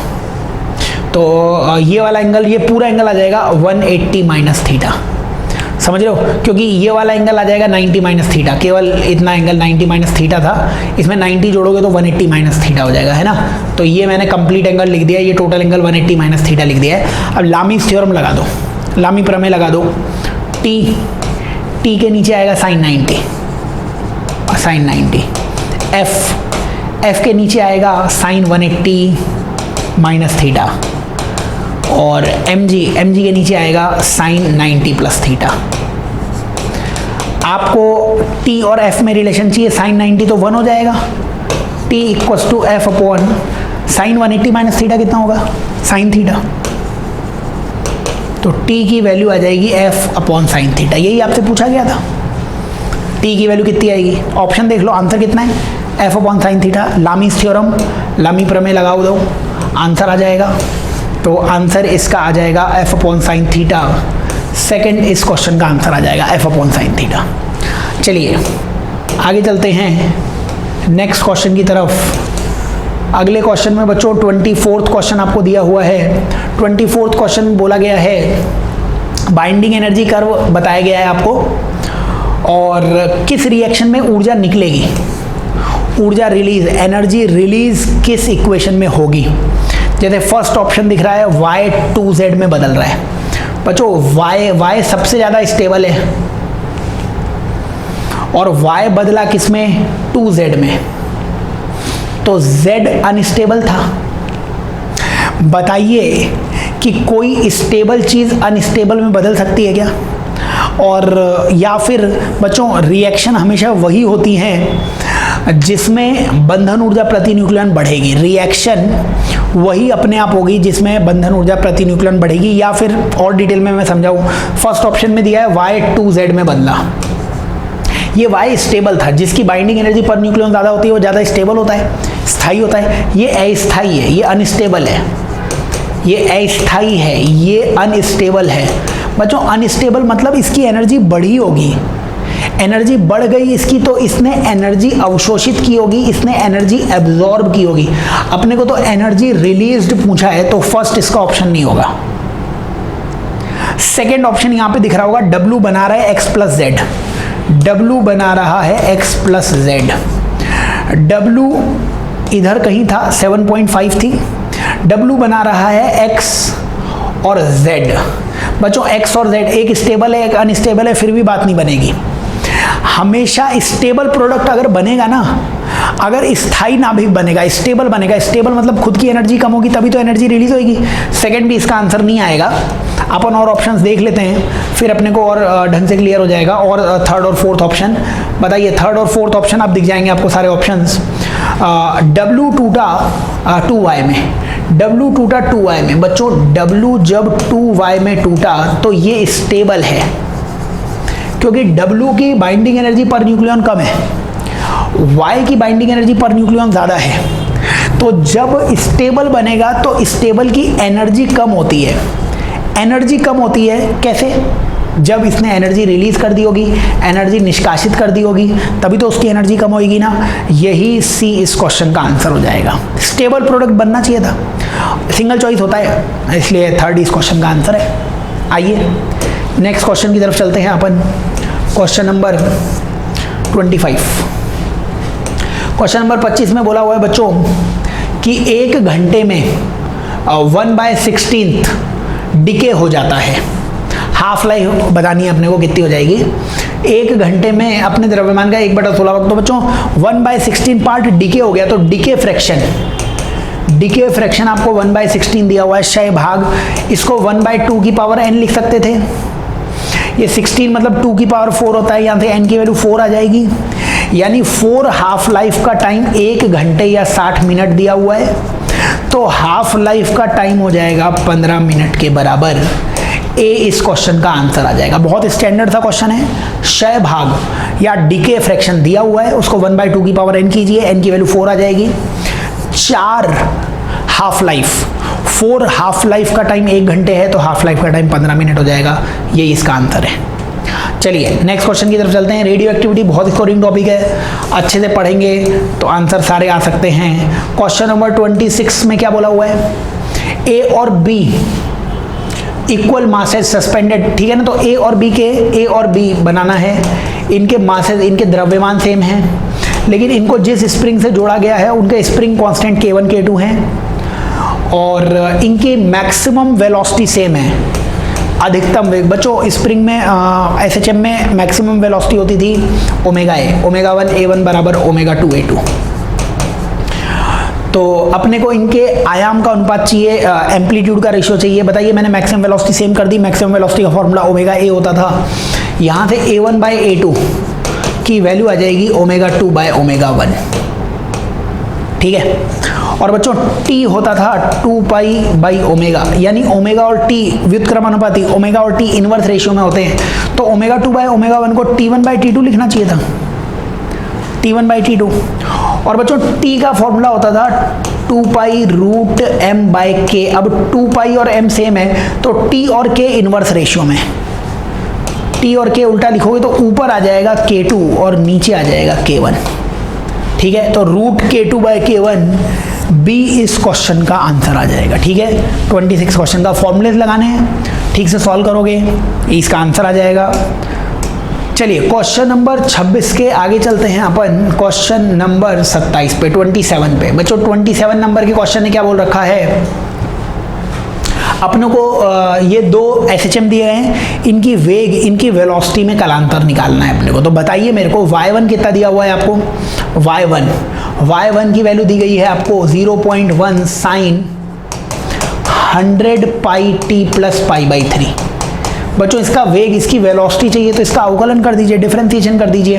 तो 0.1 साइन का कितना हो जाएगा, cos 100πt + π/3, 100πt + π/3, और 100π से और बाहर आ जाएगा इधर 100π, है ना। अवकलन कर दिया, इसका डिफरेंशिएशन कर दिया। ऐसे ही आपको y2 दिया गया है, y2 आपको दिया हुआ है 0.1 cos 100πt। इसका डिफरेंशिएशन करोगे, अवकलन करोगे तो वेग आ जाएगा। cos का डिफरेंशिएशन माइनस साइन होता है, तो -0.1 और साइन 100πt, और 100π और बाहर आ जाएगा 100π। बच्चों ये यहाँ पे अब ये बाहर की जो राशियाँ हैं, कालांतर निकाल रहे हैं, फेज डिफरेंस निकाल रहे हैं, तो बाहर की ये जो नंबर है इन सब का कुछ लेना देना नहीं है, इन नंबर का कुछ लेना देना नहीं है। तो आप केवल इतना मान लो V1 जो है वो लिखा हुआ है cos ओमेगा t + π/3, इस 100πt को ओमेगा t मान लो, और V2 लिखा गया है -sin ओमेगा t। इन दोनों के बीच में कालांतर, फेज डिफरेंस निकालना है। फेज डिफरेंस निकालने का हमने आपको कई बार एक तरीका बता रखा है। आप इस तरीके से ये फेजर बना लीजिए, इसको हम बोलते थे sin ओमेगा t, इसको हम बोलते थे cos ओमेगा t, और इसको हम बोलते थे -sin ओमेगा t, और इसको हम बोलते थे -cos ओमेगा t। बताइए यहाँ से कि V1 क्या है, V1 है cos ओमेगा t + π/3, ये तो cos ओमेगा t है ही, cos ओमेगा t में प्लस π/3, तो ये हमने V1 बना दिया, ये एंगल π/3 है, π/3, समझ रहे हैं आप, ये V1 बना दिया। V2 क्या है, -sin ओमेगा t, तो V2 ये रहा V2, -sin ओमेगा 2 ये V2 है। बताओ मेरे को V1 V2 के बीच में फेस डिफरेंस, V1 V2 के बीच में फेस डिफरेंस, कोई अच्छा कलर ये दिख रहा है, V1 V2 के बीच में कलांतर ये दिखेगा बच्चों, ये कितना आएगा, ये π/3 है। तो आपको ये एंगल π/3 कितना होता है, 180/3 यानी ये 60 होता है, शायद π/3 60 होता है, तो ये 30 डिग्री दिख जाएगा आपको, क्योंकि ये टोटल 90 है, 30 डिग्री आंसर है अपना, समझ रहे हो, 30 डिग्री 30 डिग्री 30 डिग्री, वो भी V2 आगे है, V2 आगे है V1 से 30 डिग्री से, 30 डिग्री मतलब π/6 आंसर है। π/6 में माइनस में भी आंसर है, प्लस में भी आंसर है। देख लीजिए फेज डिफरेंस किसका पूछा है, phase difference of velocity of 1 with respect to 2। बच्चों हमें V1 माइनस V2 निकालना था, जबकि V2 तो आगे है, इसलिए आंसर आने वाला है -π/6, -π/6 यानी C इस क्वेश्चन का आंसर है। बढ़िया सवाल, बहुत अच्छा सवाल है। आप अवकलन कीजिए, डिफरेंशिएशन कीजिए, इनका वेग आएगा, इनकी वेलोसिटी आएगी, उसको फेस कला चित्र में बनाइए, क्योंकि V2 आगे है और हमें 1 का 2 के रेस्पेक्ट में निकालना है, मतलब V1 माइनस V2 निकालना था, जबकि 2 तो बड़ा था, 2 आगे था, इसलिए माइनस में आंसर C इस क्वेश्चन का आंसर आ जाएगा। चलिए नेक्स्ट क्वेश्चन की तरफ चलते हैं हम। क्वेश्चन नंबर 28 नंबर के क्वेश्चन में बोला हुआ है कि कोई मेटल सरफेस है, इस पे लैम्डा एनर्जी आती है ना, और स्टॉपिंग पोटेंशियल या निरोधी विभव 5V0 दिया हुआ है। तो आप इक्वेशन एक बच्चों लिख लीजिए, E = K+φ, ठीक है, ये फोटो इलेक्ट्रिक इफेक्ट की इक्वेशन थी। सबसे पहले एनर्जी आई होगी hc/λ, है ना, और उस समय निरोधी विभव 5V0 है, स्टॉपिंग पोटेंशियल दिया हुआ है, तो K की वैल्यू होती है EV0, E इंटू V0 की वैल्यू आ जाएगी 5V0 और प्लस φ। ये पहली इक्वेशन आ गई। बाद में क्या बोला गया है, अब 3λ आ रही है इस पे एनर्जी, 3λ आएगी तो E की वैल्यू आपको लिखनी पड़ेगी hc/3λ, और अब निरोधी विभव, अब स्टॉपिंग पोटेंशियल V0 हो गया, तो EV0 प्लस φ।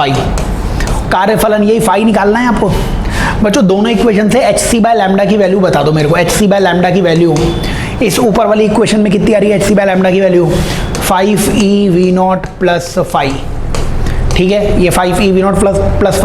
ये hc/λ की वैल्यू अगर चाहिए तो ये 3 इधर चला जाएगा, अगर 3 दूसरी तरफ चला गया तो किसके बराबर आ जाएगा, 3eV0 प्लस 3φ के बराबर। 3 इधर आ गया तो 3eV0 प्लस 3φ के बराबर। बताइए φ इधर आ गया तो वो कितना बचा, 2φ, और ये 3eV0 उधर चला जाएगा तो वो कितना आ जाएगा, 2eV0। यहाँ से φ की वैल्यू आ जाएगी eV0 के बराबर।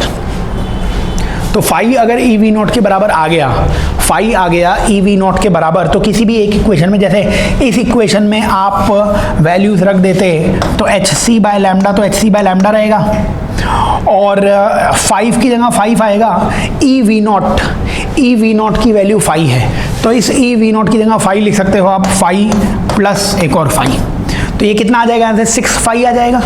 तो 6φ की वैल्यू आ रही है hc/λ, तो φ की वैल्यू आ जाएगी hc/6λ। hc/6λ मतलब फर्स्ट इस क्वेश्चन का आंसर आ जाएगा hc/6λ, ठीक है।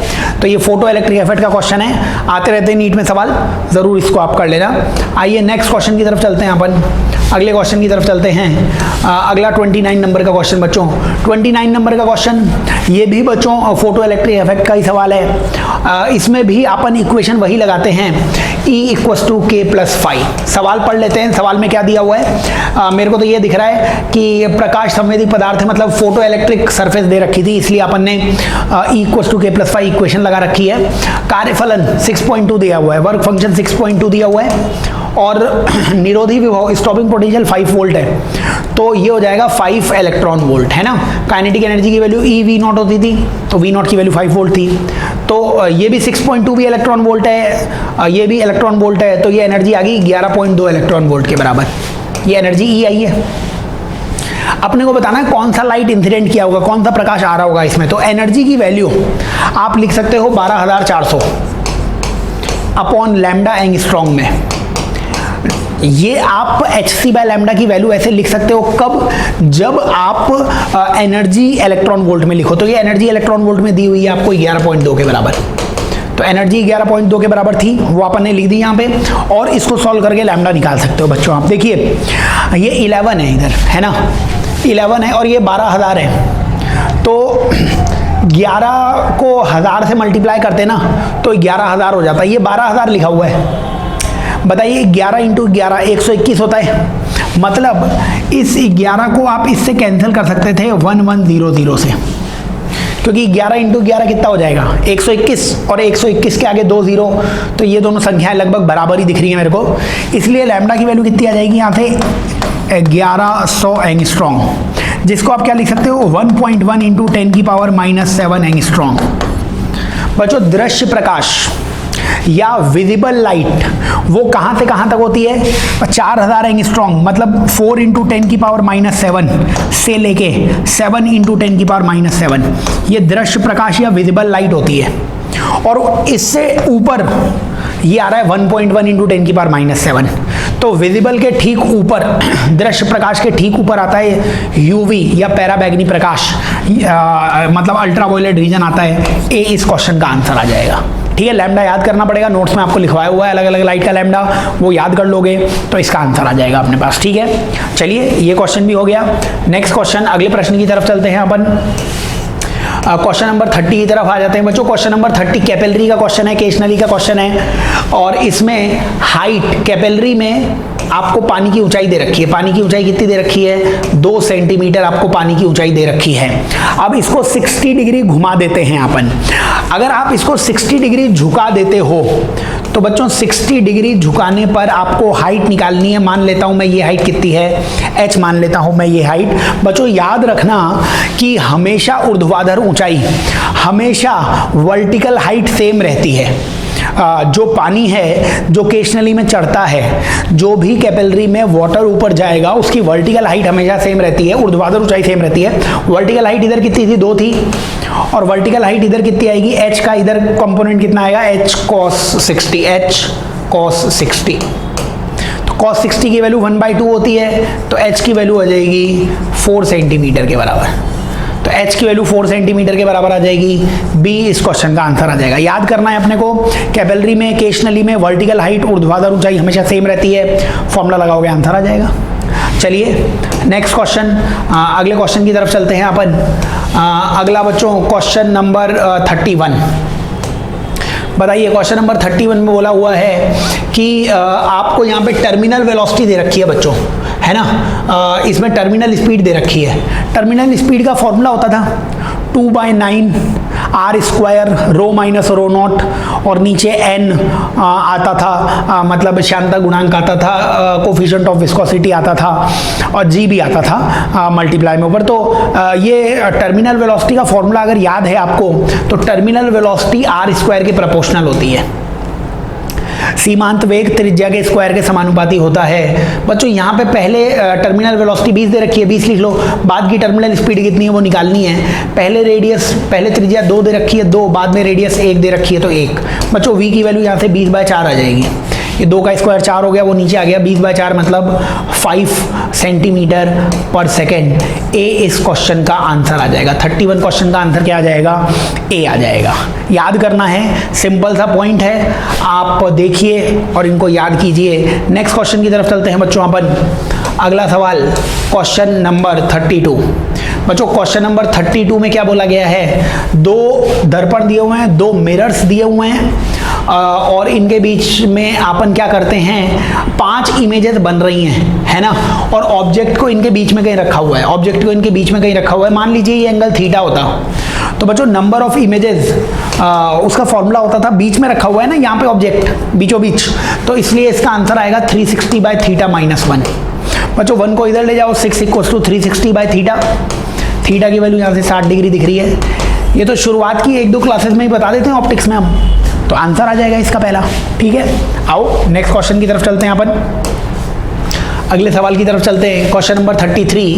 क्वेश्चन नंबर 33 में आपसे क्या बोला गया है, 33 क्वेश्चन में इसको ऊपर कर देते हैं। बताइए 33 क्वेश्चन में आपसे एक लेंस बच्चों दिया गया है आपको, और लेंस में ग्राफ बनाया गया है, ये 1/m और u में, ये 1/m और u में ग्राफ बनाया हुआ। बच्चों लेंस फॉर्मूला क्या होता है, 1/v - 1/u = 1/f। आप दोनों तरफ u से मल्टीप्लाई कर दो, u से मल्टीप्लाई करोगे तो u/v - 1 = u/f। समझ रहे हो, तो तो ये आ जाएगा। तो ये 1/m लिख सकते हो इसे आप, क्योंकि m क्या होता है, v/u होता है। तो ये u/v है, तो ये 1/m minus m equals to u/f आ जाएगा। अब आप 1/m को y लिख दो, 1/m को क्या लिख दो, y लिख दो, इसको y लिख दो, और ये -1 है इक्वल्स टू ये u को x लिख दो, और ये 1/f आ गया। u की जगह क्या लिखा हुआ है, x और 1/f। बताओ यहाँ से आंसर कितना आया, ये y equals to 1/f x plus 1। बच्चों स्ट्रेट लाइन का समीकरण दिख रहा है, सरल रेखा का इक्वेशन दिख रही है आपको। स्ट्रेट लाइन की इक्वेशन होती है y इक्वल्स टू mx, तो ये ढाल हो गई, ये स्लोप हो गया, ये स्लोप की वैल्यू है, ढाल की वैल्यू है 1/f, और स्लोप होता है tan थीटा, स्लोप होता है परपेंडिकुलर अपॉन बेस, लंब बटे आधार, तो परपेंडिकुलर b है और बेस c है, तो 1/f की वैल्यू b/c आ जाएगी। 1/f की वैल्यू b/c है, तो f की वैल्यू आ जाएगी c/b के बराबर। f की वैल्यू आ जाएगी c/b के बराबर। c/b ये c ऑप्शन दिख रहा है, c ऑप्शन, यही f की वैल्यू आपसे पूछी गई थी, ये इसका आंसर आ जाएगा। ऑप्टिक्स का आसान क्वेश्चन है, अगर आपको फॉर्मूले आते होंगे तो क्वेश्चंस ये सॉल्व हो जाएंगे। चलो बच्चों नेक्स्ट क्वेश्चन की तरफ चलते हैं। क्वेश्चन नंबर 34 क्वेश्चन में बोल रखा है कि एक m मास है और ये m' मास से टकरा रहा है। एक ये m है और ये m' से टकराता है। सबसे ज़्यादा एनर्जी ट्रांसफर कब होगी, सबसे ज़्यादा एनर्जी का स्थानांतरण कब होगा? बच्चों हमें मालूम है हेड ऑन इलास्टिक कोलिजन, सम्मुख प्रत्यास्थ टक्कर में अगर मासेज सेम होते हैं तो 100% एनर्जी ट्रांसफर हो जाती है। समझ रहे हैं आप? मतलब अगर ये मास भी m होता, ये मास भी m होता, ये चल रहा होता v से और ये रुका हुआ होता, तो टक्कर के बाद, कोलिजन के बाद इसकी वेलोसिटी 0 हो जाएगी और इसकी वेलोसिटी v हो जाएगी। 100% एनर्जी ट्रांसफर हो गई, 100% ऊर्जा स्थानांतरित हो गई। 100% से ज़्यादा एनर्जी तो ट्रांसफर हो नहीं सकती है, यही पूछा है। मैक्सिमम एनर्जी कब ट्रांसफर होगी? तो दोनों के मास को सेम होना पड़ेगा, मतलब m' और m को बराबर होना पड़ेगा। ये स्टैंडर्ड रिजल्ट है, नीट में काफ़ी बार आ चुका है और हम वर्क पावर एनर्जी में स्पेशल केसेस में लिखवाते रहते हैं, ये है ना। तो आंसर इसका ए आ जाएगा। अगर दोनों मास सेम है तो 100% एनर्जी भी ट्रांसफर हो सकती है। चलिए नेक्स्ट क्वेश्चन की तरफ चलते हैं अपन, अगले प्रश्न की तरफ। क्वेश्चन नंबर 35 क्वेश्चन में बोला हुआ है एक चकती, एक डिस्क दे रखी है बच्चों, एक चकती, एक डिस्क दे रखी है जिसका मास द्रव्यमान m है, त्रिज्या रेडियस r है और ये ओमेगा से घूम रही है। और इसके ऊपर एक दूसरी चकती को, इसके ऊपर एक दूसरी डिस्क को रखा गया है धीरे से। हिंदी में लिखा हुआ है धीरे से, इंग्लिश में लिखा हुआ है जेंटली। बच्चों धीरे से रखने का मतलब बाहर से कोई टॉर्क नहीं लग रहा है, बाहर से कोई बलाघूर्ण नहीं लग रहा है। बाहर से कोई टॉर्क या बलाघूर्ण ना लगे तो आप एंगुलर मोमेंटम, कोणीय संवेग संरक्षण लगाएंगे, मतलब प्रारंभिक कोणीय संवेग, अंतिम कोणीय संवेग, इनिशियल एंगुलर मोमेंटम और फाइनल एंगुलर मोमेंटम सेम कर देना। एंगुलर मोमेंटम या कोणीय संवेग का मतलब होता है आई ओमेगा। बताइए शुरुआत में आई कितना होगा?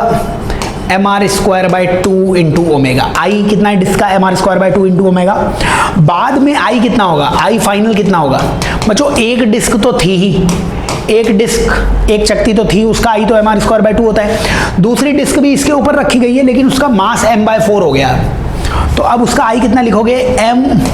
mr²/2, लेकिन m की जगह m/4 लिख दिया। बच्चों ये i कितना हो जाएगा? ये 8 है, तो जब इधर भी एलसीएम 8 लोगे तो ऊपर 4 आएगा, 4 1 5/8 mr²। ये अंतिम आई है, final moment of inertia 5/8 mr²। Omega final अपने को चाहिए था, अंतिम ओमेगा अपने को चाहिए था। mr² से mr² कैंसिल हो जाएगा, 2 से ये 4 आ जाएगा, ये 4 इधर चला जाएगा, 4 ओमेगा/5, ये ओमेगा फाइनल आ जाएगा। तो ओमेगा फाइनल की वैल्यू कितनी आ जाएगी? 4 ओमेगा/5। बी इस क्वेश्चन का ऑप्शन आ जाएगा, बी इज करेक्ट आंसर। ठीक है बच्चा जी, तो ये 35 क्वेश्चन का आंसर आ जाएगा। नेक्स्ट क्वेश्चन की तरफ चलते हैं अपन, अगले प्रश्न की तरफ चलते हैं अपन।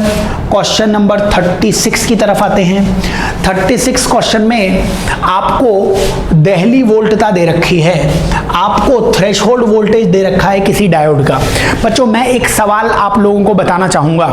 देखिए डायोड कभी काम तभी करता है जब वो फॉरवर्ड बायस होता है, रिवर्स बायस में काम करता नहीं है वो, है ना। वीनर डायोड की बात अलग है, वो केवल रिवर्स बायसिंग में ही काम करता है, लेकिन नॉर्मल डायोड्स वो केवल फॉरवर्ड बायसिंग में काम करते हैं। अब मान लीजिए ये कोई डायोड होता, ये रेजिस्टर प्रतिरोध होता और ये एक बैटरी लगाई होती।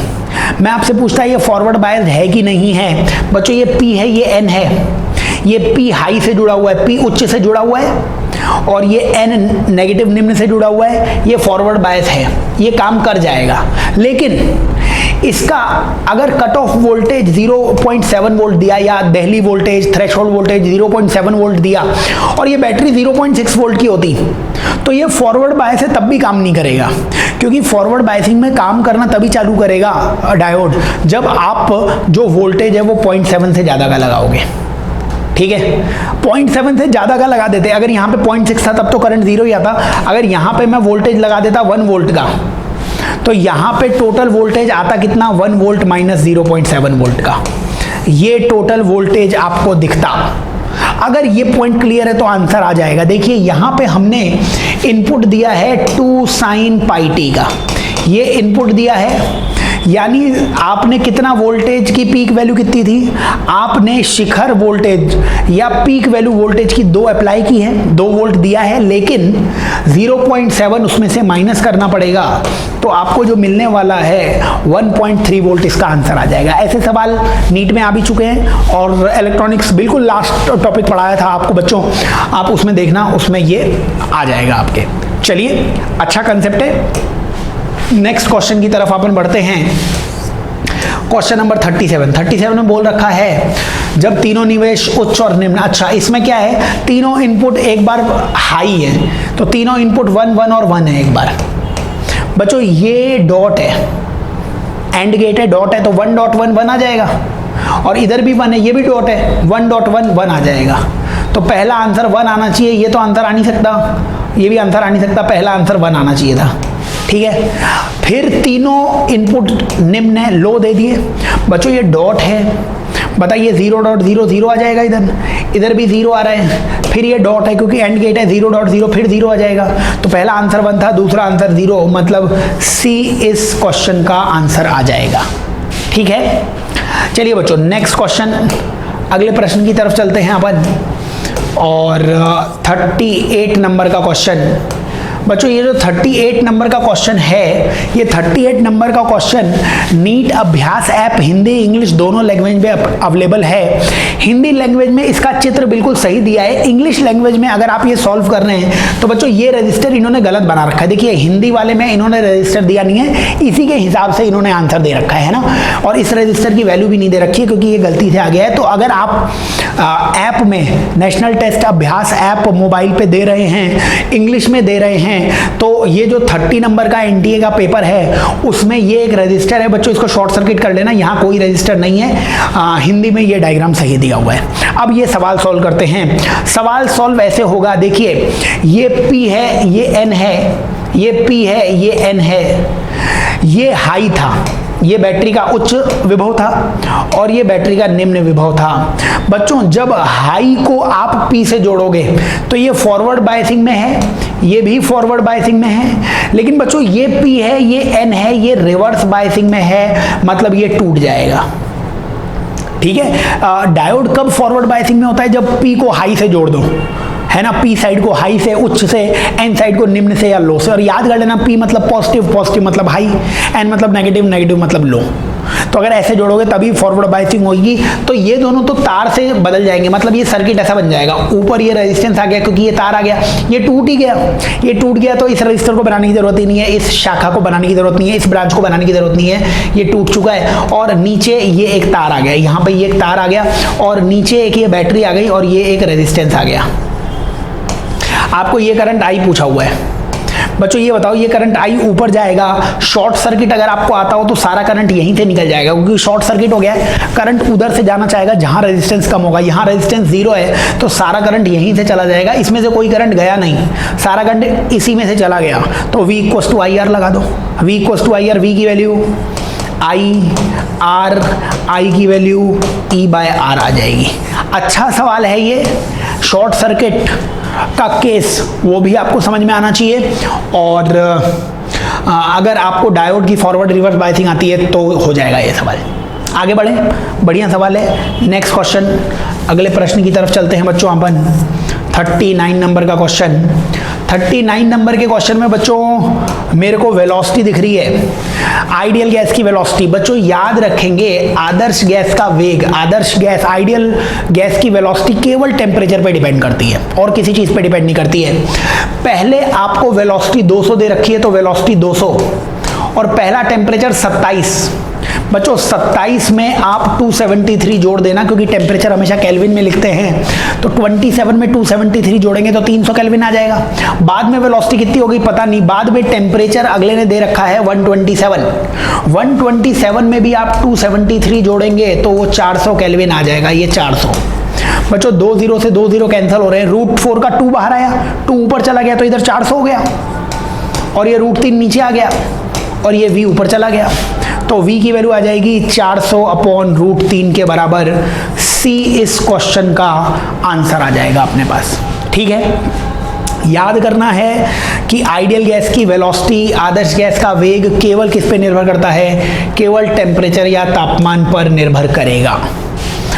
अगला भी सवाल हीट का ही है, कैलोरीमेट्री का। 500 मीटर ऊंचाई से 500 मीटर की हाइट से अपन वाटर को नीचे गिरा रहे हैं, सारी एनर्जी कहाँ पे कन्वर्ट हो रही है कि टेम्परेचर चेंज करने में कन्वर्ट हो रही है। बच्चों किसी हाइट से आप गिरा रहे हो तो कितनी एनर्जी मिलेगी, h नीचे आने पे mgh एनर्जी मिलेगी। उसने टेम्परेचर बढ़ा दिया, टेम्परेचर बढ़ाने वाली हीट होती है mc डेल्टा थीटा। m से m कैंसिल हो गया, डेल्टा थीटा पूछा है तुमसे, डेल्टा थीटा की वैल्यू आ जाएगी GH/c, GH/c। सब ऐसा ही स्टैंडर्ड में लिख देना, g की वैल्यू 10, g की वैल्यू 10, h की वैल्यू 500, c की वैल्यू 4.2 किलो, किलो मतलब 10⁻3। बताओ ये कितना आ गया, 10⁻3 से 10⁻3 कैंसिल, 5/4.2 यानी 1.16। बी इस क्वेश्चन का आंसर आ जाएगा। इक्वेशंस लगाओ, कैलोरीमेट्री में ये सब सवाल करवाए हुए हैं, ठीक से देखोगे आंसर आ जाएंगे। आओ नेक्स्ट क्वेश्चन की तरफ चलते हैं, अगले प्रश्न की तरफ चलते हैं। Question number 41। बच्चों क्वेश्चन नंबर 41 डायमेंशन विमा का सवाल है। आपको बोल रखा है F = cmx/ky। अपने को x और y की वैल्यू निकालनी है। F आवर्ती है बच्चों, F फ्रीक्वेंसी है। बताइए फ्रीक्वेंसी कितनी होती थी, 1/t या t की पावर -1। F को मैंने क्या लिख लिया, 1/t या ऊपर t की पावर -1। cm, m को m लिख लिया। बच्चों k क्या होता है, k स्प्रिंग नियतांक है, k स्प्रिंग कांस्टेंट है।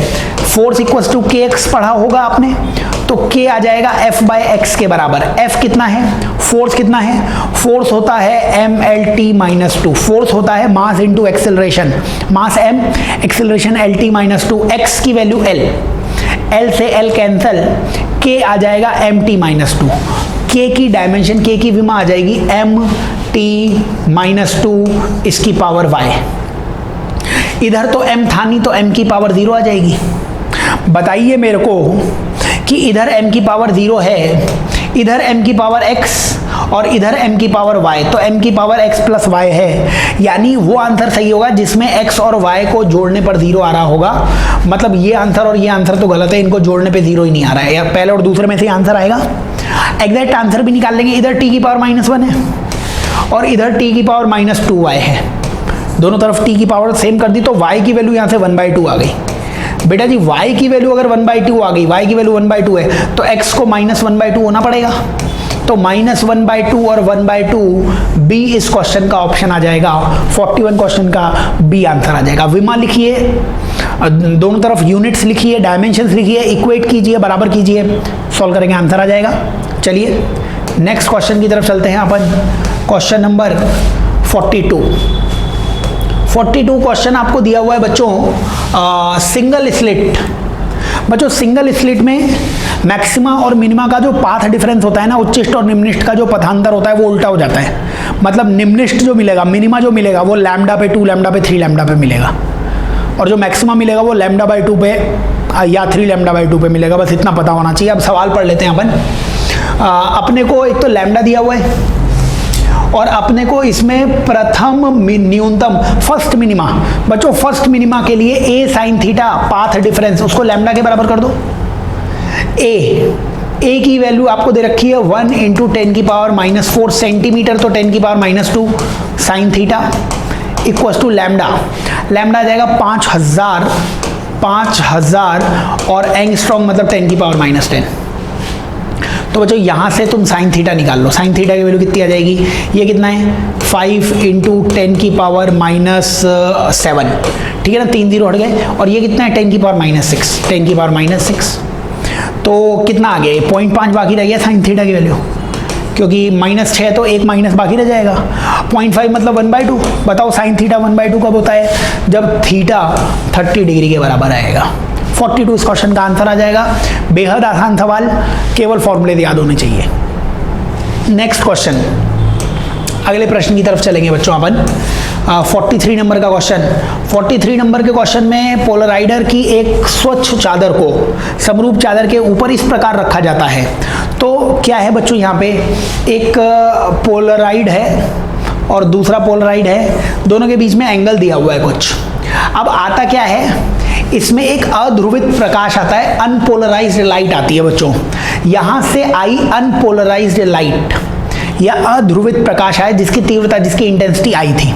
बच्चों याद रखना, जब भी अनपोलराइज्ड लाइट पोलराइजर से गुजरेगी, हमेशा उसकी इंटेंसिटी हाफ हो जाएगी, हमेशा।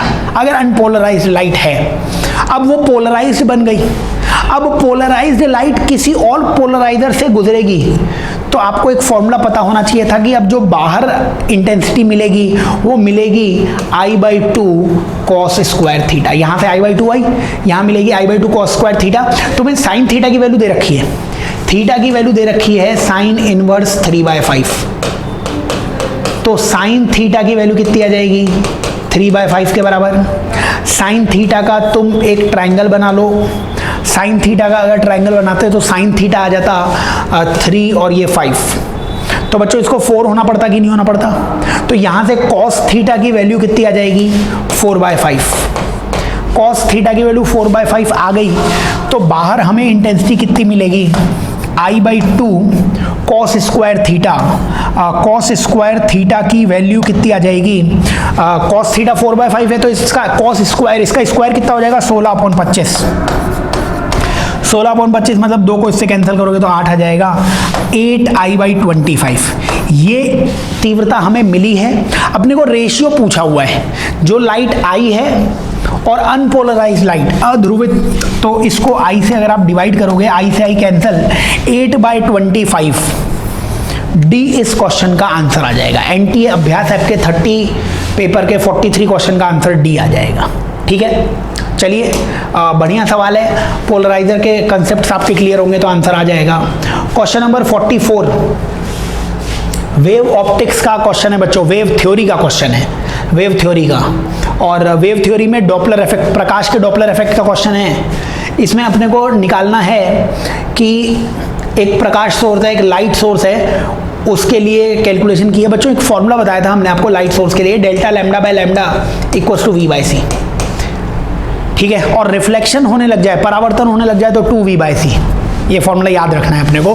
तो यहाँ पे केवल रिफ्लेक्शन नहीं है, तो यहाँ पे delta lambda by lambda V/c आएगा। तुम्हें प्रतिशत परिवर्तन पूछा है, इसको 100 से मल्टीप्लाई कर दो बच्चों। ये क्या बन जाएगा? इसको क्या बोलोगे? लैम्डा में परसेंटेज चेंज, लैम्डा में प्रतिशत परिवर्तन, यही निकालना है आपको। इसकी वैल्यू है V की वैल्यू है 1.2 × 10⁶। C की वैल्यू होती है 3 × 10⁸ इंटू 100 हो रहा है यहाँ पे बच्चों। 6 और 2 10⁸ से 10⁸ कैंसिल हो गया, आंसर आ गया 1.2/3। 1.2/3 कैंसिल करने पे ये आ जाएगा 0.4% इस क्वेश्चन का आंसर आ जाएगा। लाइट के डॉपलर इफेक्ट का फॉर्मूला है delta lambda by lambda V/c, और रिफ्लेक्शन हो तो 2V/c। हमने बिल्कुल वेव थ्योरी के लास्ट में ये पढ़ाया था आपको। चलिए बच्चों, इस पेपर का जो लास्ट सवाल है, आखिरी क्वेश्चन है, question number 45 work power energy का क्वेश्चन है। 1 किलोग्राम मास दिया हुआ है और x की वैल्यू दी गई है T⁴/4। 1 सेकंड में कार्य। बच्चों वर्क निकालना है, आप अवकलन कर दीजिए, आप डिफरेंशिएशन कर दीजिए, इसकी वेलोसिटी निकाल लीजिए। वेलोसिटी आएगी T⁴ का डिफरेंशिएशन 4T³ यानी T³। तो v की वैल्यू T³ आ गई। अगर v की वैल्यू T³ है तो बताओ मेरे को t = 0 पे इनिशियल वेलोसिटी कितनी होगी? प्रारंभिक चाल इनिशियल वेलोसिटी 0 हो जाएगी। t = 1 पे फाइनल वेलोसिटी 1 हो जाएगी। बच्चों work done change in kinetic energy के बराबर होता है, कार्य गतिज ऊर्जा के परिवर्तन के बराबर होता है, वर्क एनर्जी थ्योरम, कार्य ऊर्जा प्रमेय है ये। और डेल्टा के को आप लिख सकते थे के फाइनल माइनस के इनिशियल। के इनिशियल की वैल्यू तो 0 आ जाएगी, के फाइनल आ जाएगा हाफ एम और वी स्क्वायर मतलब 1 का स्क्वायर। तो यहाँ से 1/2 आंसर आ गया, 1/2 जूल 20 क्वेश्चन का आंसर आ जाएगा। तो बच्चों एनटीए अभ्यास ऐप के पेपर नंबर 30 के ये सारे क्वेश्चंस का आंसर आ जाएगा। तो आप अच्छे से देख लीजिए, पूरे पेपर एक साथ कीजिए। मैं बार बार बोलता हूँ कंप्लीट पेपर कीजिए, कोई एक टॉपिक का पेपर ज़्यादा करने से फ़ायदा नहीं है, क्योंकि एक टॉपिक से 1-2 सवाल ही आते हैं। तो कंप्लीट फिजिक्स आने के लिए ऐसे कंप्लीट पेपर सॉल्व कीजिए, फुल कोर्स पेपर ज़्यादा से ज़्यादा सॉल्व कीजिए। स्वाभिमान की टेस्ट सीरीज़ ज्वाइन कर लीजिए, स्वाभिमान ऐप पर 2-3 टेस्ट सीरीज़ फ्री हैं। एनटीए अभ्यास ऐप के पेपर सॉल्व कर लीजिए, तो कंप्लीट पेपर सॉल्व कीजिए, उससे बड़ा बेनिफिट होगा। तो बच्चों लास्ट में मैं ये कहना चाहूँगा, खुश रहिए और बच्चों खूब पढ़िए और डॉक्टर बनिए।